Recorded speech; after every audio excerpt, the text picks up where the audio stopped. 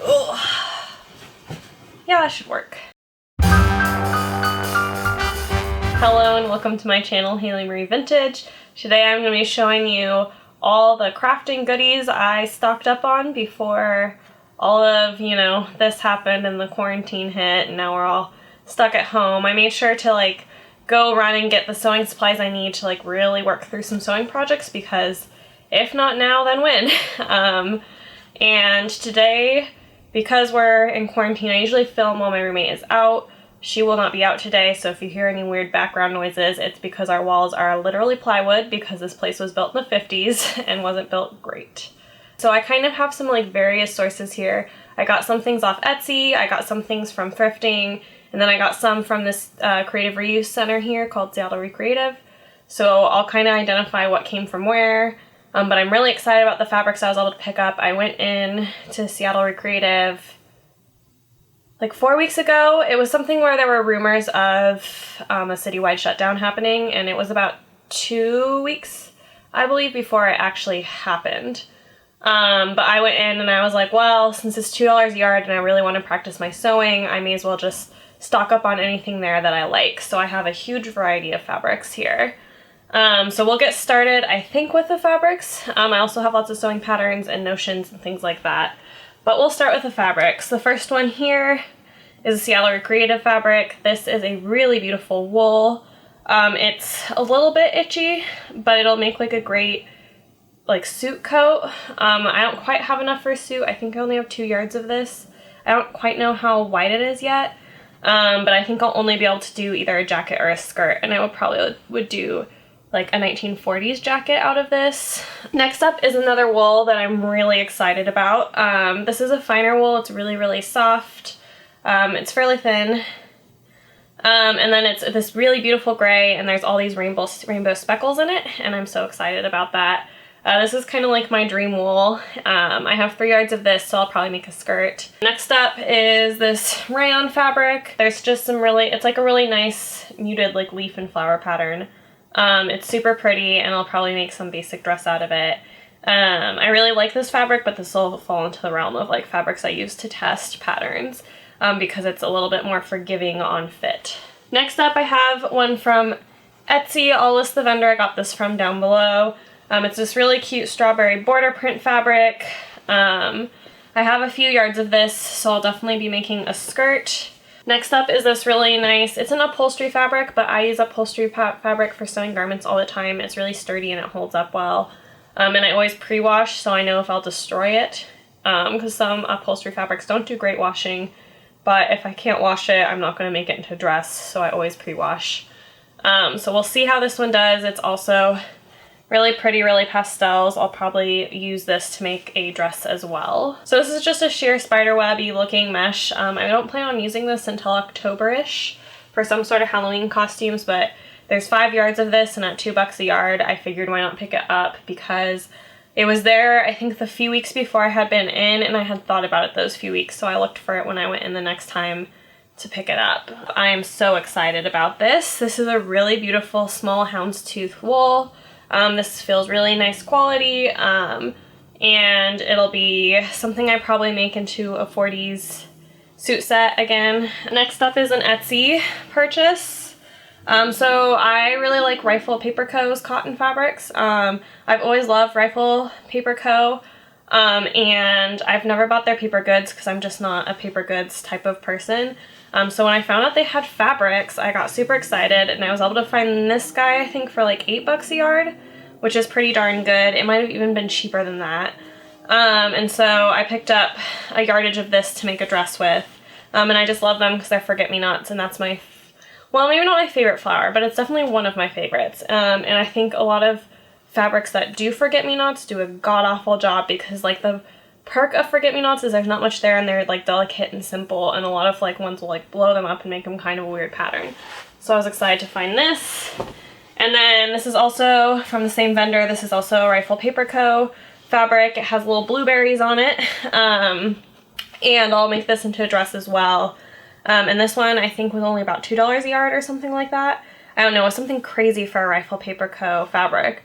So I was really excited to pick this up for that price. Next up are all fabrics I have washed from Seattle ReCreative. So I have my little tab where I mark the yardage that I have of each fabric on.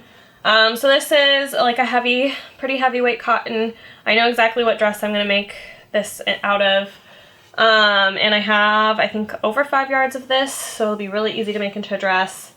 And this one will be a good, like, trying a new dress pattern fabric, because while I like it, I don't love it. And it'll make a super cute dress, but I'm not at a loss if that doesn't happen.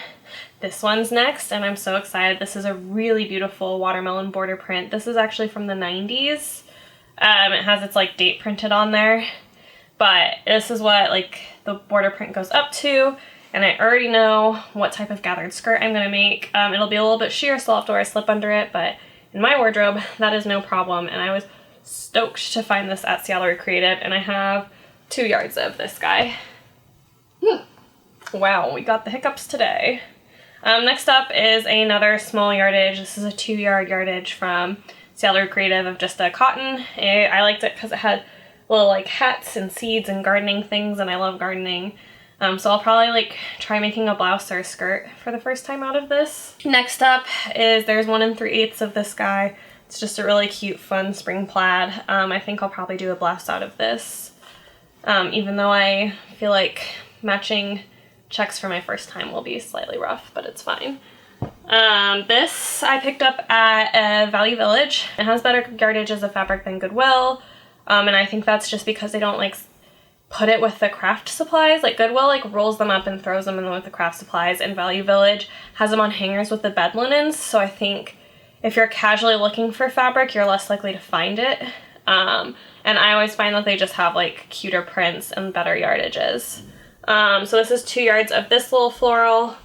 And then I have 3 1/4 yards of another little floral. I might do a dress out of this. I might do a top. I'm not sure yet. This is an upholstery fabric, but once it was washed, the starch kind of came out of it, so it'll work well for, I think, a dress. And then the last yardage of fabric from this haul. Yep, that looks correct.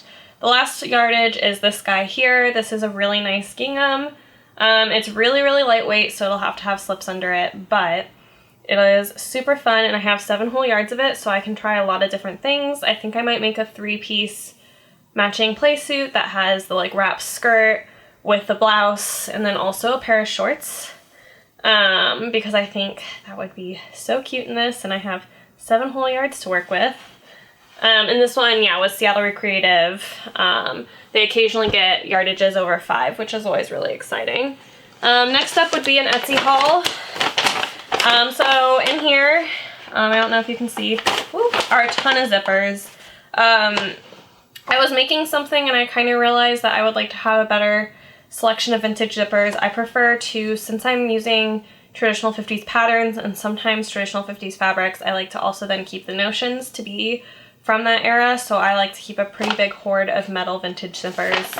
I like to make things very traditional to vintage whatever, like I don't use serging or overlocking. I always use pinking shears, even though I know it's not like the greatest finish. It's more like most true to the decade, so I tend to use that. And I actually got two whole things of zippers. I think these are all the like, I think like 9-inch and shorter zippers. The other ones were like 22 and higher. But I was super excited to pick these up on Etsy. If you keep your eye out for them, you can get really, really big lots of vintage zippers for not that much money. I think I maybe paid $30 for all these zippers, which is pretty insane when you think about the fact that like a cheap nylon zipper at Joann's is still like $4. So I was pretty excited about that. Next up, we'll just do a random pin cushion I found. I found this at Seattle ReCreative. I opened up a bin that I was sorting for the embroidery section there, and I found the cutest little turtle pin cushion, so I'm gonna have this sit next to my sewing machine and I'll stab him with pins and feel really bad about it. But he's so cute, and I love his little googly eyes, even though they're kind of gross and yellow from age. But it's really well made, and it'll be a cute little sewing pal because I'm lonely and sad because I haven't seen another human being besides my roommate in a really long time. Next up, I couldn't kind of flip through these fast. You'll see these patterns again in the future. Wow, I have a problem. Every time I get kind of sad about and stressed about like the coronavirus and being quarantined and stuff like that, I kind of buy sewing patterns, and it's a really bad habit I am working on breaking starting next week. This week, however, I ordered like 10 more. But I have like some different skirt patterns here. Lots of different skirt patterns. I kind of, when I shop for patterns, I kind of look for something specific and I buy a variety in that amount because I do alter my patterns sometimes. Then we have dresses here. All of these are going to be 40s through 60s, and it would be very early 60s. I didn't really buy any later 60s patterns, but I'm super excited to get to work on all of these. All of these fabrics will be made into one of these new patterns because I'm super pumped about them all. These will be great. And then I've got some blouses for the smaller yardages I have, because even though I don't actually feel the need to construct blouses that much because they're way easier to find at the thrift shop, vintage, I wanted to learn how to make blouses because I think it's really good base construction for dress bodices, especially the 50s blouses. I did get one mail order pattern. Actually, I got two, and it's funny because I know mail order patterns are notoriously bad, like poorly written and have bad instructions, and I was like, okay, yeah, whatever. I kind of figured people were being dramatic. They weren't. They're horribly written. I have no idea how I'm going to make that pattern work. And then, but wait, there's more. So the sewing patterns all in the bags were all different Etsy vendors. I had good experiences with all of them, so I will include links to all these shops in the description. And they were all fairly reasonably priced. I most of the time won't pay more than, I would say, $20 for a pattern. So all these shops would have had most of their 50s patterns priced at 20 or below. This is another mail order. Oh, and this one's like a 40s suit pattern. This one I think was a little bit more expensive. It might have been 25. But it has these little strawberry details that it comes with the embroidery how-to on. And so I'm super pumped about that because I'm going to make the cutest little wool suit. And then these here are all patterns from Seattle ReCreative. They sell their vintage patterns at like 50 cents a pop. So to get, this is a 1940s pattern. This one is a 60s pattern. Actually, this is probably the latest pattern I bought in this batch. And then a couple of blouses. So what was really great and really sad, because I don't know anyone here who sews, but they had all these really beautiful 40s and 50s patterns that were size 18s and 20s, which I can't do, but whoever owned these had a couple 16s as well. So I went ahead and picked those up because a 16 I can almost alter down. I am standardly about a size 12, 12 or 13 in vintage patterns. And I will also do a 14 because it's really easy for me to take in like an extra ½ inch, 10 inch. But I don't usually buy 16s for dresses, but I did for these blouses, because blouses I just understand the construction of a little better, so I find it really easy to tailor them down. Another Etsy purchase here. I'll get these all out. I just thought the way they packaged them was kind of cool because it was super organized. But I just picked up some buttons from a vendor. I think I was picking up zippers from them. They had a really good set of like brand new zippers that were all 12 inches, which is a lot of what my patterns ask for. So I picked up a lot of those, but of course they get free shipping. Instead of spending the like $3 shipping would be, I spent, you know, $15 on buttons. I don't know. Crazy. It's fine. And then last up is all Seattle ReCreative, like various things. I got a pair of old pinking shears. They're like not super smooth, but I've never really met a pair of pinking shears that is, I guess. They're always kind of a drag. And then I'll show all these buttons up close, but I got some different carded buttons. I really like these for probably like a 40s dress. There's some like little gold ones that are nice, and then just some little purple and like shell ones that I like for blouses. But yeah, I'll show close-ups, clips, whatever you want to call it, of all of those. Oh god. Okay, we're continuing on. Actually, I wanted this. The other thing I found at Seattle ReCreative is this really cute cat tin. Cute and creepy, but I'm always loving like cute tins that don't involve cookies. So I thought these were cute. And I got a variety of trims. I got this nice sequin trim, super thin, that I can use on some dresses. And then I have various laces that I picked up at ReCreative. This one is a lace that I have some more of that I bought at a different time there. But I really loved working with it, with what I put it on. So I wanted to pick some more up, and then that's true for this lace as well. I thought this lace was just pretty, and it smells weird, but it's pretty. And then I got a bunch of, it's really hard to tell, I need to soak these all. It's in really bad condition, but this is all like handmade laces. And it's all really, really pretty, and it's enough for like a blouse or a dress or something to like add to, but it needs a really good wash and really good press. It was in really bad condition. So it's going to take a little bit for me to restore all these little pieces, but it will be so worth it when I do that. And then I also got, this is like somebody's like homemade ribbon. I don't even know why I bought it, other than I liked the pattern. So I guess we'll see if I make something. I guess there was like that little floral that could be, this could be a cute trim with. And then I got some little flowers. I think these are 40 cents each, and they're like really textured. They just like need kind of like a steam and to be popped up, and they'll be really cute appliques for something. I got a couple sets of that. I don't know where the other set is. Here's more ribbon. I mean lace. Ribbon lace? I don't know what that's called. The cottony lace that also kind of looks like ribbon. And then I just got notions. I got this trim, which I am pumped about. It's gorgeous. I don't know what I'm going to do with it, but I'm very excited to use it on something. I'll save it for when I'm a better seamstress. I also got this cute little, god damn it, there we go, sewing kit. It's so cute. It has like a little book for your needles, and then it has like some little threads, and you can keep it in your purse, and it's so nice and compact. So I'll definitely start keeping this in my purse and traveling with it. It also has a place you can hook in like the hooks that are in your purse. I also got a few different little fasteners here. Some skirt fasteners. This is some really old hemming tape that's really thick. I like to sometimes use these for arms.